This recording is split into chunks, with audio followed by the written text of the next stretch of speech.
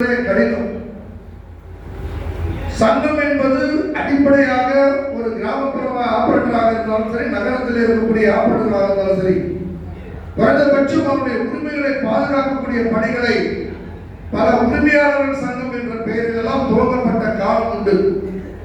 ஆனால் அவையெல்லாம் அவ்வப்போது பல கார்பரேட் நிறுவனங்களோ அல்லது சொல்லப்பட்ட பாலைவர் போன்ற சுமங்கலி போன்ற நிறுவனங்களோடு ஒரு சுமூக உறவுகள் எட்டுகிற போது அதையெல்லாம் சங்கம் காணாமல் போன காலகட்டம். ஆனால் இன்றைக்கும் 10 பேர் இருந்தாலும் அவர்களுக்காக குரல் கொடுக்க வேண்டும் என்கிற லட்சியத்தோடு 25 ஆண்டு காலம் 25 ஆண்டு காலம் தொடர்ச்சியாக இந்த சங்கத்தை தொடர்ந்து நடத்தக்கூடிய வகையிலே இந்த இயக்கம் இந்த 25 ஆண்டு காலத்தில் எண்ணற்ற சாதனைகளை எல்லாம் நடந்திருக்கக்கூடிய வரலாற்றை எல்லாம் நம்முடைய தலைவர்கள் எல்லாம் சொல்லியிருப்பார்கள். மீண்டும் அந்த விஷயத்துக்கு நான் போல.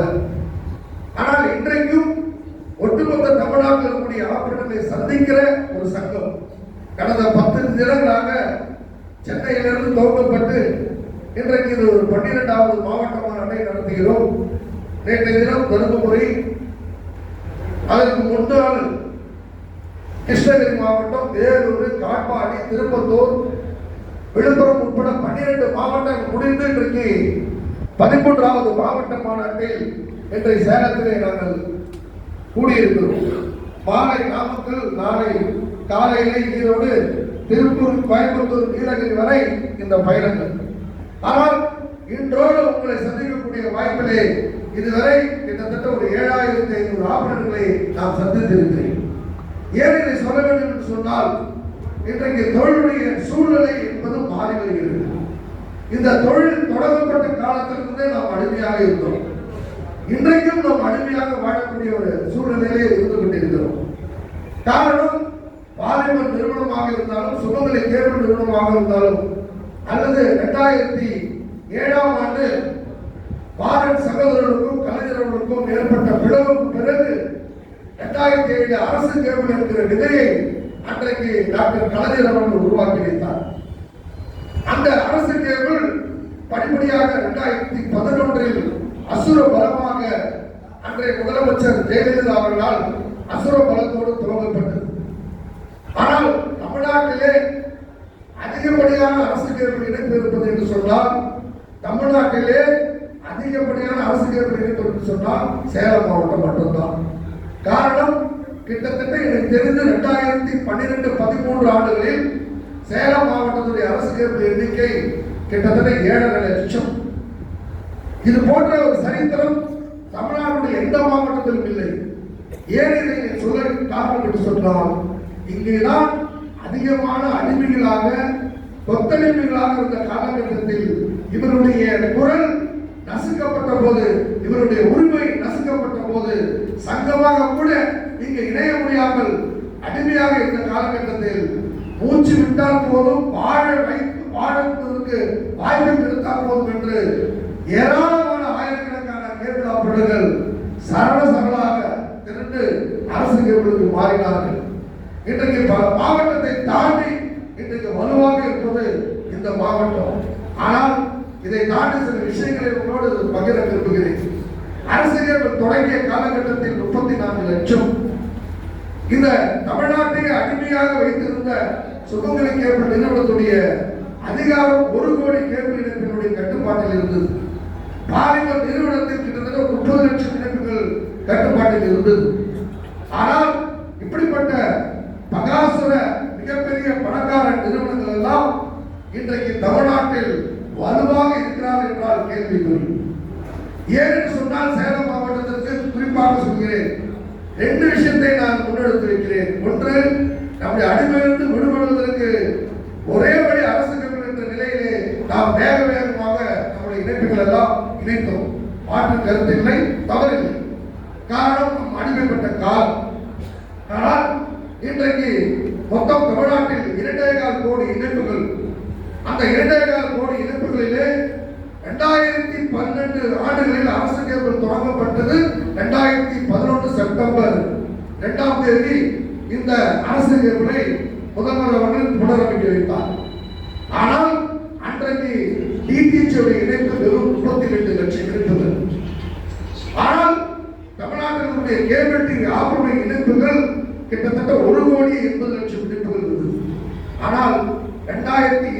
2025ஆம் ஆண்டு இன்றைக்கு நிலவரப்படி கேபிள் டிவியுடைய இணைப்பு என்பது 2.25 கோடியிலே 1,85,00,000 இணைப்புகள் இருந்த இடத்தில் இன்றைக்கு வெறும் கேபிள் டிவியுடைய இணைப்பு 99 லட்சமாக மாறப்பட்டிருக்கு.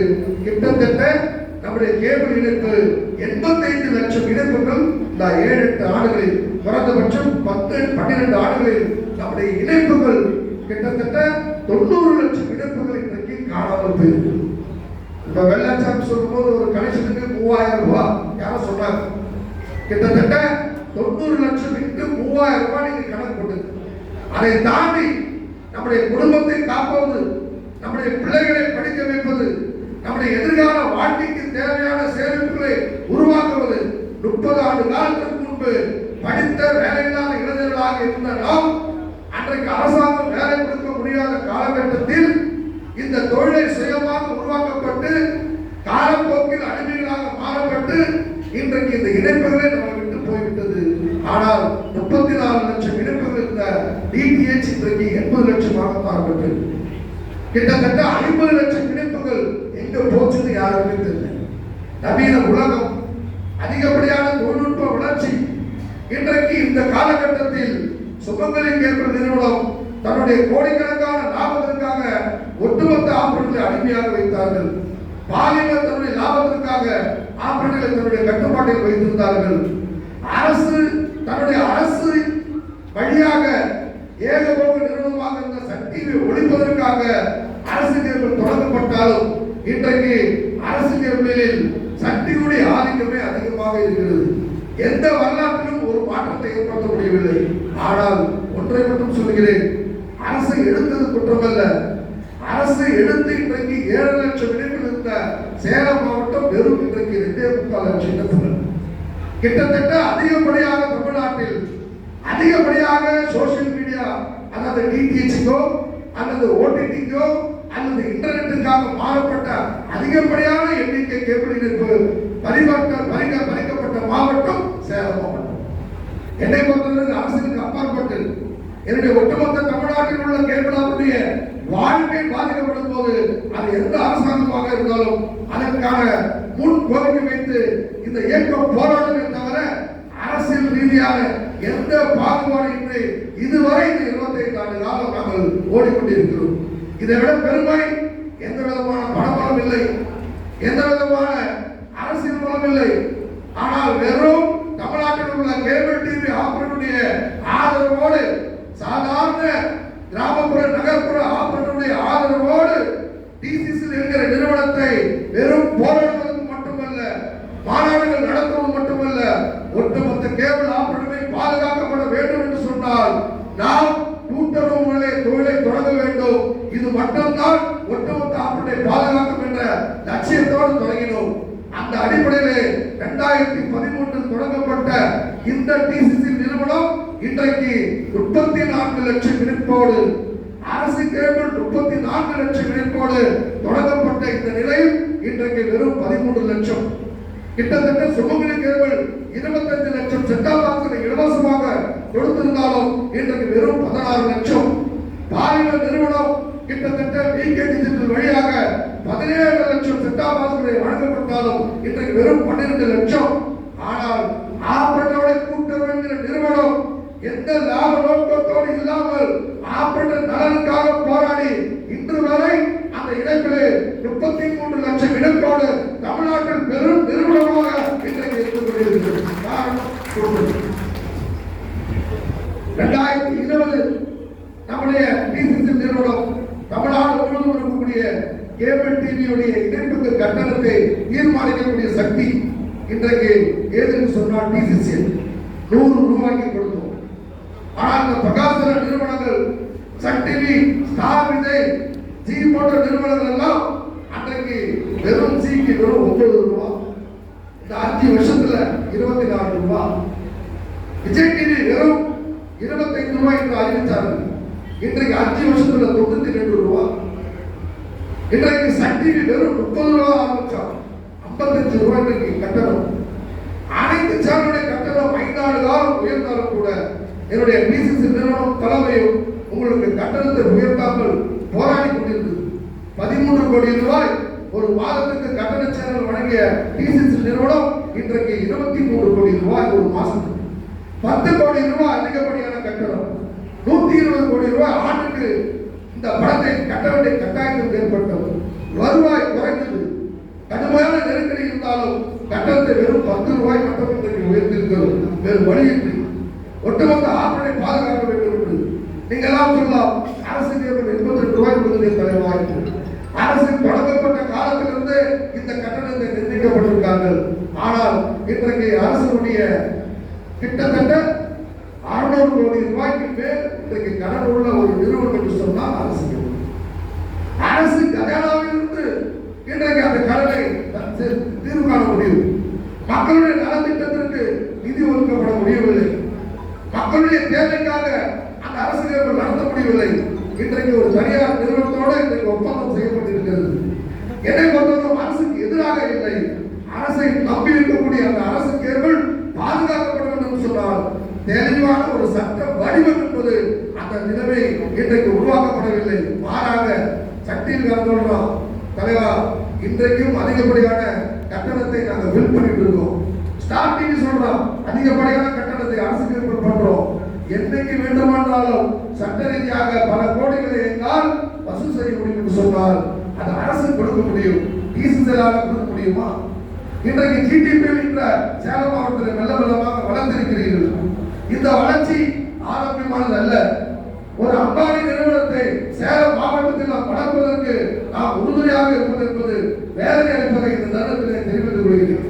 காரணம் டிசிசி இன்றைக்கு 10 ரூபாய் கட்டணத்தை உயர்த்திருந்தாலும் கூட இன்றைக்கும் 2016ஆம் ஆண்டிலிருந்து இன்று வரை என்னுடைய ஆபரேட்டர்களுக்கு கொடுத்தாங்க நிதி.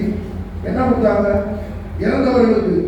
சங்கம் வலுவாக இல்லை என்றாலும் நீங்கள் சங்கத்திற்கு பின்னே நீங்கள் அணிதிரவில்லை என்றாலும் அணிதிரண்டுள்ள என்னுடைய கூட்டத்திற்கு இந்த டிசிசியை நம்பியிருக்கக்கூடிய கூட்டத்திற்கு இன்றைக்கு இறந்தவர்களுக்கு 1 லட்சம் என்று கொடுத்தோம். ஜிடிபி கொடுத்தானா? அரசு கேபிள் கொடுத்ததா? பாலிமர் கொடுத்ததா? சுகமரி கேபிள் கொடுத்ததா? ஆனால் இந்த லாபத்தில் கணிசமான தொகையை மீண்டும் மீண்டும் என்னுடைய சக தோழர்களுக்கு கிராமப்புற ஆபரனுடைய குடும்பத்தை காப்பதற்கு இன்றைக்கு நிதியாக வழங்க முடியும் என்று சொன்னால் அது சங்கம் என்கிற தலைமையை தவிர வேற யாராலும் இதை செய்ய முடியாது. குழந்தைக்கு பெண் குழந்தைக்கு சொன்னால் 20,000 ரூபாய். இந்த ஆண்டு மட்டும் இந்த மாவட்ட மாநாடு டிசம்பர் 15 வரை நடக்கிறது. 49 மாவட்ட மாநாடுகள் நடத்துகிறோம். 25,000 பேரை நான் சந்திக்கிறேன். கிட்டத்தட்ட திருமண உதவி மட்டும் 1,10,00,000 10 லட்சம். விபத்தில் அல்லது நம்முடைய தோழர்கள் இறந்தவர்களுக்கு வழங்கக்கூடிய தொகை 1.25 கோடி. கிட்டத்தட்ட இந்த 2.5 கோடி 2.25 கோடியை இந்த வாட்டி தமிழ்நாட்டில் உள்ள டிசிசியில் இடைப்படுத்த தோழர்களுக்கு வழங்கக்கூடிய ஒரு அமைப்பு என்று சொன்னால் இது மட்டும்தான். அடுத்தது உங்க வீடுகள்லாம் 4,000 ரூபாய் புல்லட் மிக்ஸி வருது. யார் கொடுப்பா? பாரம் கொடுத்தாரா அல்லது பாலிமர் நிறுவனம் கொடுக்கிறதா அல்லது அரசு கேபிள் கொடுக்கிறதா அல்லது ஜிடிபி அம்பானி கொடுக்கிறாரா? 6,5 கோடி ரூபாய் நிதி ஒதுக்கப்பட்டு ஒவ்வொரு 15,000 கேபிள் ஆப்பருடைய வீடுகளுக்கும் புல்லட் மிக்ஸியை வழங்குகிறோம். கிட்டத்தட்ட இந்த ஆண்டு மட்டும் 12 கோடி ரூபாய் கிடைத்த லாபத்தில் கஷ்டப்பட்டாவது கொடுத்த வாக்குறுதியை நிறைவேற்றக்கூடிய பணியை இன்றைக்கு நாங்கள் செய்து கொண்டிருக்கிறோம். இதை தாண்டி நம்முடைய மாவட்ட தலைவர்கள், தாலுகா பொறுப்பாளர்கள் நிறைய பேர் நம்ம சேலம் சக்தி கூட வாட்ஸ்அப்ல போட்டார். உல்லாச பயணத்திற்கு தயாராகி விட்டார்கள் டிசிஓ சொந்தக்காரர்கள். கண்டிப்பா தமிழ்நாட்டில் எனக்காக இந்த இயக்கத்திற்காக தாலுகா பொறுப்பாளர்கள் இரவு பகலாக கிராமப்புற ஆபரனுடைய வாழ்க்கைக்காக பணியாற்றக்கூடியவர்கள், சங்கம் என்ற பெயரிலே மாவட்ட சங்க தலைவர்கள் உங்களுக்காக குரல் கொடுப்பது அட்லீஸ்ட் உங்களுக்கு சொல்லக்கூடிய பிரச்சனை கேட்கக்கூடியவர்களை இந்த இயக்கம் 25 ஆண்டு காலம் நடத்தக்கூடிய என்னுடைய தலைவர்களை, பொறுப்பாளர்களை, தாலுகா பொறுப்பாளர்களை நான் வெளிநாட்டில் கொண்டு செல்வது என்ன குற்றம் சொல்லுங்க. உழைப்பவர்களை கொண்டு செல்வது ஒரு இயக்கம் இந்தியாவுடைய சரித்திரத்திலே இல்லை. இந்த மாவட்ட பொறுப்பாளர்கள் அதில் 900 பேர், ஒருத்தர் 2 பேர்ல 10 பேர் 50 பேர் 900 பேர், அதுல 700 பேர் ரைட்டே பார்த்தாங்க. அதை விட என்ன சொல்றதுன்னா பெங்களூர்ல ஒரு குரூப், சென்னையில ஒரு குரூப், சென்னையில பெரும் கூட்டம். அன்றைய தினம் பார்த்தா பெற்றோர் குடும்பம் அப்பா அம்மா குழந்தை எல்லாம் நிற்கிறான். என்னடா கேட்டேன், என் புருஷன் ஃபர்ஸ்ட் டைம் ஃப்ளைட்ல இருக்காரு, என் புருஷன் ஃபர்ஸ்ட் டைம் ஃப்ளைட்ல போறேன், சந்தோஷமா பேசுறாங்க வீட்டுல இருக்கு. என்னடா, என்னுடைய தோழருடைய குடும்பத்தில் பிறக்கக்கூடிய பெண் குழந்தைய திருமணத்திற்கு நிதி கொடுக்கப்படும். ஒவ்வொரு ஆண்டும் ஆண் குழந்தைகளுக்கு திருமணம் என்று சொன்னால் நிதி கொடுக்கப்படும்.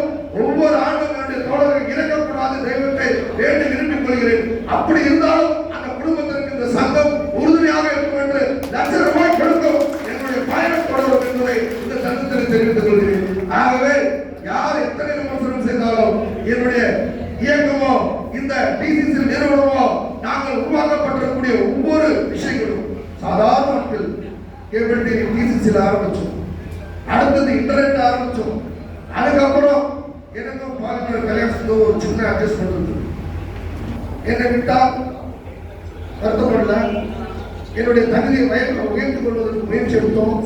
2021 தமிழ்நாட்டில் பாலிமர் டிவி, புதிய தலைமுறை, நியூஸ் 18, தந்தி 10 சேனல் இருக்குது. நாம் இந்த சேனலை நடத்தணும் சொல்லும்போது எங்களால் சொன்னான், தலைவா சேனலாம் நடத்த முடியாது, நம்மளோட ஆரம்பிக்கலாம், யார் எல்லாம் முடிய முடியாது, கஷ்டம், கையில் பணம் கொடுக்கணும். 55 கோடி ரூபாய் முதலீடு தமிழ்நாட்டில் இருக்கக்கூடிய பல கிராமப்புற ஆபரேட் சொன்னா, தலைவா என்னையும் ஷேர் சேர்த்துக்கோ அப்படின்னா, பல கோடிகள் முதலீடு செய்யக்கூடிய முதலாளிகள் நடத்த முடியும். ஆனால் ஒரு தொலைக்காட்சி சேனல் நடத்த முடியாது என்ற அந்த இலக்கை முறியெடுத்தது டிசிஎஸ் சங்கம். தமிழ்நாட்டில் இருக்கிற கிராமத்தில் இருக்கிற ஆபரேட் சொன்னா 5000 கொடுக்கிறோம், கிட்டத்தட்ட ஒரு 100 பேர் 500 கொடுத்துருக்கோம். என்ன கேட்டா, நானும் நியூஸ் தமிழ்ல ஒரு ஓனரா இருக்கும்னு ஆசைப்பட்டோம். பெருமையா சொல்றேன், கிராமத்தில் நடத்தக்கூடிய சேனலுக்கு முதலீடு செய்வதற்கு எத்தனையோ பணக்கார கோடீஸ்வரர் நண்பர்கள் இருக்கார்.